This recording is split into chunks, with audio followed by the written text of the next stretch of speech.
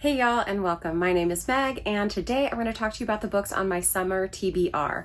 Summer has officially begun. It is technically June 20th to September 22nd. So that is going to be the guide for this little challenge. If you've watched any of my recent videos, you may know that I am trying to reduce the number of books on my physical TBR through reading them mostly. I have done a little bit of a purge.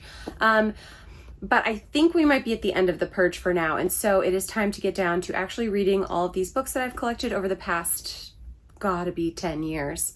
And part of the way I'm doing that is through these little challenges for myself. The first being this summer TBR. So without further ado, the first book is a fantasy and it is Bookshops and Bone Dust by Travis Baldree. This is the prequel to Legends and Lattes. So I would call this like book 0. And here we have young mercenary Viv, who is sort of benched after an injury on one of her jobs with her mercenary team. Viv is convalescing in the small, kind of quiet, sleepy beachside town of Merk, and she is worried that she's never going to get back to her regular life. Lo and behold, some strange things start happening. I think she makes, obviously, probably a lot of quirky friends, and there's a little bit of mystery, a little bit of adventure. It sounds really good, and with book 3 coming, I feel the pressure to get this one read. The next book is technically starting off our romance category, but I do not physically have it. It's not out yet. It is A Witch's Guide to Magical Innkeeping by Sangu Mandana, and it is coming out July 15th. I'll put a little picture of it here to sit next to my face, like if I actually had it already. This is a book about a formerly very powerful witch, Sarah, who loses her magic after resurrecting her very recently deceased aunt, Jasmine. Now, she gets kicked out of her guild, she makes friends with like a morally ambiguous fox, and begrudgingly starts working at her aunt's enchanted inn. While there, she finds maybe a spell that could help her restore her magic. Enter handsome magical historian Luke, who cannot help but assist Sarah with her spell. My first physical TBR in the romance section is Bridesmaid for Hire by Megan Quinn. This is about an event planner named Maggie who goes on vacation in Bora Bora. She's trying to just relax and take some time away when she runs into, I think it's her brother's best friend, who is also her sworn enemy. He is there for his boss's daughter's wedding. There's a lot going on. And he's trying to get ahead in the company, so he maybe suggests that Maggie could help with the planning. I think it's roped into being obviously a bridesmaid, right?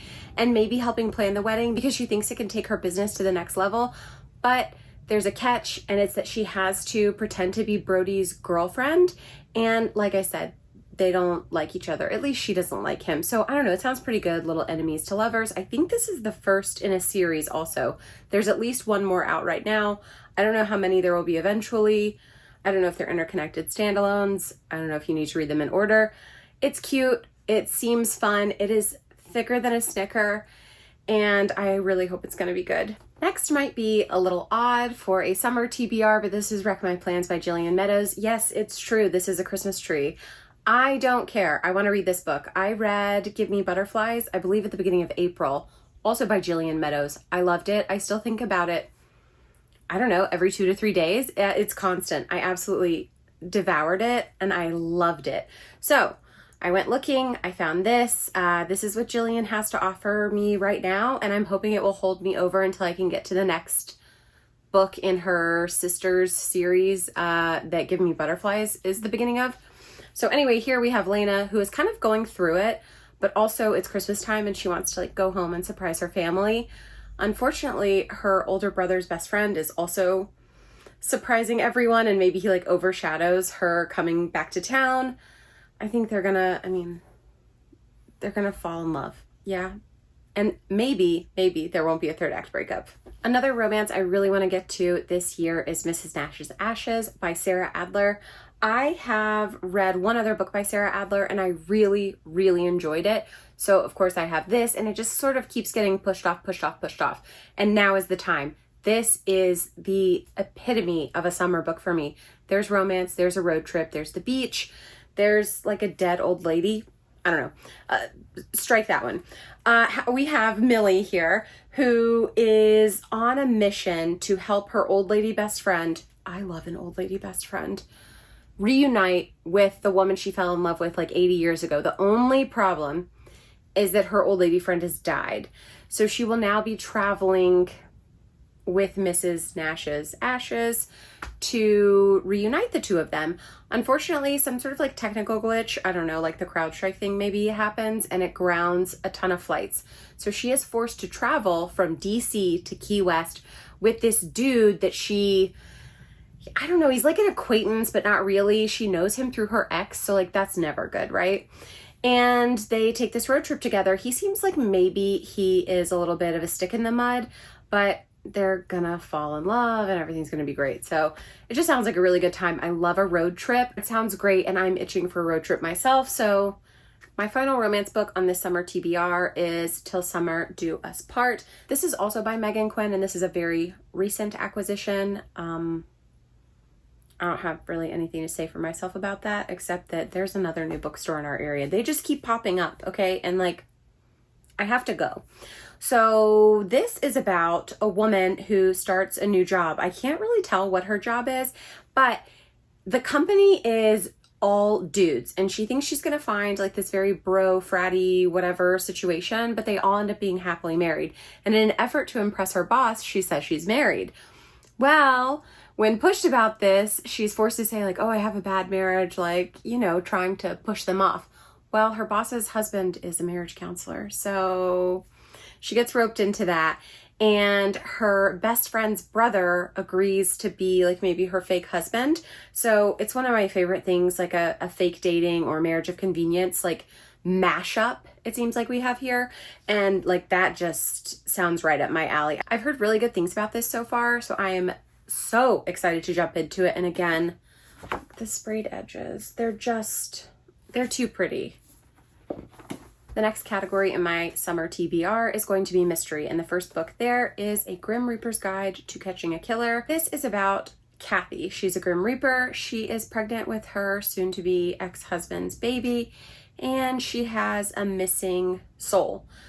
She has to find him, help him pass over in 45 days, or he's just like doomed to roam the planet for the rest of his life. I don't know, that sounds really grim, but something's not quite right, and she has to help him solve this murder in those 45 days, or again, risk him just wandering the earth. My second book in the mystery category is A Caribbean Mystery by Agatha Christie. This is part of the Miss Marple collection, and I haven't read any of the Miss Marples yet, but I am a big fan of her Hercule Poirot books, so I'm sure this will be no exception. Here we have Miss Marple on a Caribbean vacation, and while she's enjoying her time in the sun, she is a little bit bored. She feels like, I'm in paradise, nothing ever happens, until she overhears a major telling a story of a murderer he knew. And just as the major is about to show her a picture of this murderer, something fatal interrupts him. So that's all I know. That's kind of all I want to know. I really like to go into a mystery with as little information as possible so I can be as surprised as possible. And I don't know, this is one, it's very beautiful, but it sounds great too, especially for summer. A recent acquisition again, but something that I have been wanting to get to since the day it hit my mailbox is Murder by Cheesecake. This is a Golden Girls murder mystery. And here we have Rose throwing a St. Olaf style wedding at a hotel in Miami. Dorothy, of course, has to have a date. Her date ends up being an obnoxious jerk. And well, one night after one of the festivities, he's actually found in one of the hotel's freezers, but he's dead.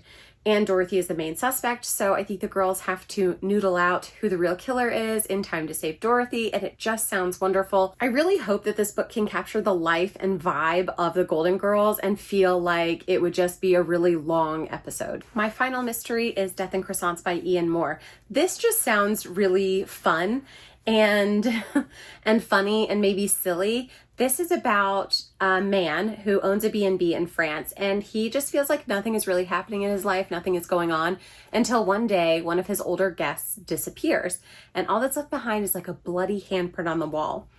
One of his other guests convinces him to investigate this mystery or this disappearance, and I don't know, I think they get into all sorts of shenanigans. Also, one of his hens comes up dead. and that he just cannot abide. So I think this is going to be full of like perfect dry British humor. I think it's going to be a little bit silly, a little bit fun, and obviously a great mystery. This next section is just going to be sort of general fiction or things that didn't fit nicely in one of my other categories.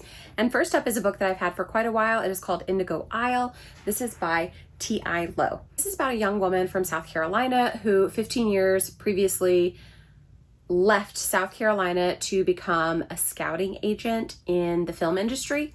She is now back in South Carolina looking for a location, and she finds this really cool island. However, the island is not uninhabited, and there is a man living there. He is a former attorney from New York, and he's been driven to the island and his seclusion there by grief. He spends his time in his indigo fields, harvesting indigo, making indigo dye. Not really sure. He seems like mysterious and like a curmudgeon, right? But one day, a hurricane blows in and they are stranded on this island together and an unlikely friendship forms. I don't think there's any romance. There might be, I don't know. But I've had this for at least 3 or 4 years and the time has come. Next up, I have Convenience Store Woman. This is also a very recent purchase, but one that I have been wanting to have for so long that it feels like it's been on my TBR forever. So this is about a young woman who becomes a clerk at this Smile Mart, and she really loves her job. She feels very fulfilled by what she does every day, but outside pressures are starting to get to her, and she is being pressured to like find a career, find a husband, and that's not really what she is looking for. So I think she's trying to balance here what she wants versus societal expectations. This is a Japanese translation, and I'm sure to love it. Next up is Bunny by Mona Awad. I think I've talked about this recently. It's also a recent purchase, but the hype and like the lore surrounding this book has been so prevalent that I also feel like this has been on my shelf forever, and the time has just come to read it, especially with book 2 either out or soon to come out. I'm really not sure. This centers Samantha, who's kind of an outcast in her MFA English program, I believe. And there's this clique of like, they're described as very saccharine but sinister girls who all call each other Bunny. And she kind of hates them until one day she's invited to one of their events and she falls down the rabbit hole. I don't know if that has anything to do with a bunny, but this is just, it seems odd. It seems like no matter how many things I read about it or how many people I hear talk about it, I still can't fully grasp what's going on here and what the message is going to be. I've heard it's just very odd, but good. I know, all of these seem really recent, but the next up is The Husbands. Now, this I've also been on the hunt for forever, and like I said in the haul where I talked about this previously, I was waiting for the paperback to come out. So this has felt, again, like something else I was waiting for. That being said, this book centers Lauren. She lives alone in a flat in London. After a late night out, she returns home, and waiting for her is her husband, Michael. But she doesn't have a husband. Now, after looking at her phone, contacting friends, looking at the pictures around her home, she realizes like, yeah, she's been married to Michael for years. And this is a complete mind freak, right? Like, what is going on? One day, Michael goes up into the attic to change a light bulb, I believe, and down comes a different husband. So she went from 0 husband to like many husbands, okay? And it seems like there's just this like conga line of men disappearing, coming out, and just every time a different guy. And it just sounds really interesting. It sounds like an old movie with Michael Keaton. Am I thinking of the wrong thing, or does he just make copies of himself? Whatever, it sounds good. I have really high hopes for this. I hope it's gonna blow me away. I'm really sorry if there's like weird background noise. Someone is just like revving an engine over and over again, and it's making it hard for me to concentrate, honestly. But the next book has been on my TBR forever. This is The Messy Lives of Book People, and this book centers Liv, who is a mother of 2 working as a maid to support her family. She is shocked one day to learn that she's landed a job with her very favorite author, and she dreams of being a writer herself. So this is just like the dream job of all dream jobs. Soon, Liv begins to realize that she's kind of Essie's only friend. Essie is the author, and it makes things a little odd for her, but they grow very close. Unfortunately, Essie dies, but she leaves behind an unfinished manuscript and notes that she wants Liv to finish it. This opens a whole can of worms, and it just sounds really, really good. A very summery feeling book is The Gunkle. This is about gay Uncle Patrick, they call him Gup, and his niece and nephew. He loves spending time with them on holiday, when he goes back home to Connecticut to visit, when they come visit him in Palm Springs. But a very unfortunate event leaves Patrick as the permanent guardian of his 6 and 9-year-old niece and nephew. And Patrick is not prepared for this. He's kind of got an awkward, failing acting career.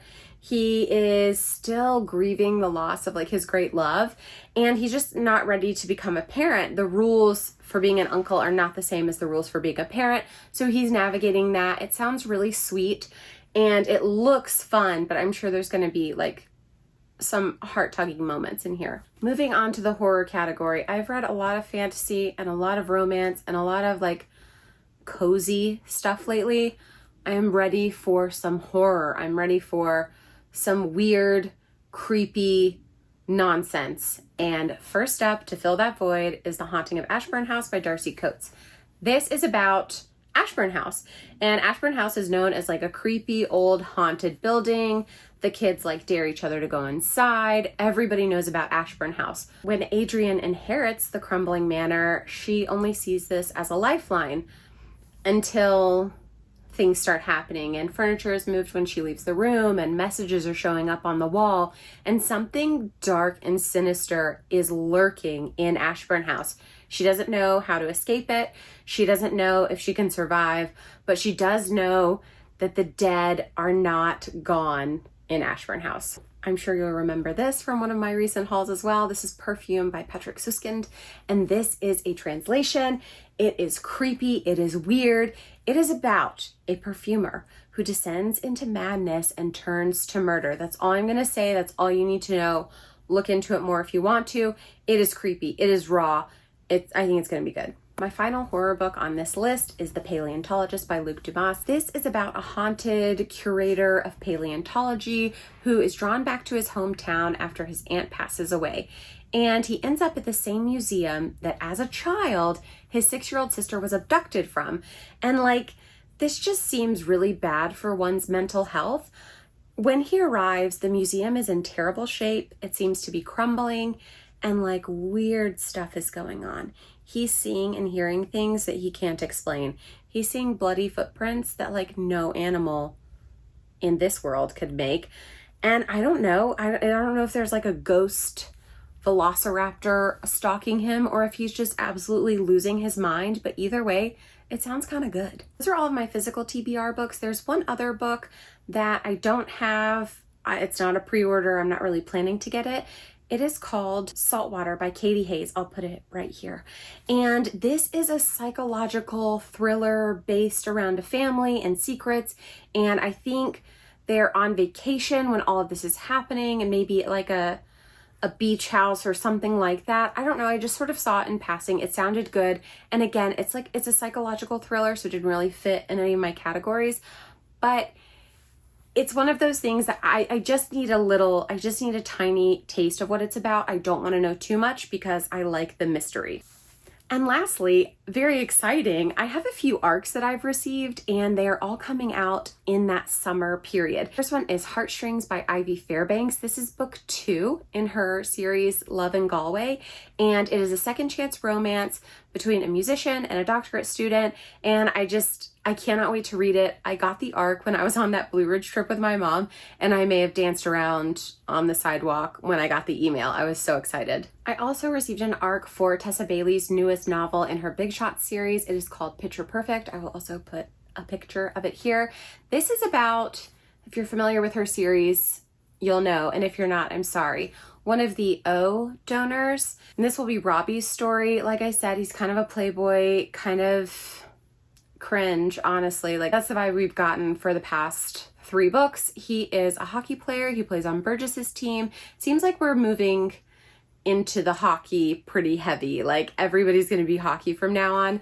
And Robbie is like, he's happy with his life. He's on an NHL team. He can get any girl he wants, even if it's just for a night, and he's living with his best friend as a roommate. So life seems to be going well until he meets Skylar, who is, I think, a Division I pitcher in softball. I don't know sports, so I'm really sorry. Yeah, he really likes her, but she sees him for what he is. I mean, he's kind of skeezy, and she thinks like, I'm not interested, dude, but thanks. He finds out she's been carrying a torch for her brother's best friend, and instead of like taking that as a sign and moving away, he pursues her even more. Again, more than that, not super familiar with. So excited to have an arc. Kind of want to go into it a little bit blind, because just the idea of having an arc and getting it before like the masses is so exciting to me, and I want to take it really seriously. The final arc I have for the summer is Hemlock and Silver. This is by T. Kingfisher. I believe I've also talked about this one before, and it's the first arc I ever got from NetGalley. It is my probably all-time favorite author, or one of my all-time favorite authors. T. Kingfisher is really like becoming the star of my library. So anyway, all that to say, probably the most exciting, but don't tell the other books, is going to be Hemlock and Silver for me. This is a Snow White retelling, but it's not about Snow White. It's about a potion maker, I believe, and how she helps the king, whose daughter is Snow White, and she's dying. There's going to be adventures. I'm sure there's going to be like a grumpy dude character that's like actually really sweet. There's probably going to be a weird animal. I think there is a weird animal. I just can't remember what it is. There's so many books, who can keep up? But yeah, that is so exciting for me. I love T. Kingfisher. We might do a buddy read if a few of the other girls like in my buddy group get an arc of it, or get a few of the girls have gotten like a physical advance copy, and I'm so jealous. That is my summer TBR. What do you think? Do you think I can do it? Do you think I can read all of these books? I haven't counted them. I'm not going to. Maybe I will. I'll put like a little something of what the total number is. Again, like I said, this is going to be over the course of 3 months. I'm sure there will be other books that I read in that time as well. And I might even get more arcs. You never know. As always, thank you so much for watching. Thank you so much for being here. I'm so happy to have you here, and I hope you'll come back for my next one. Thanks again for watching. Bye.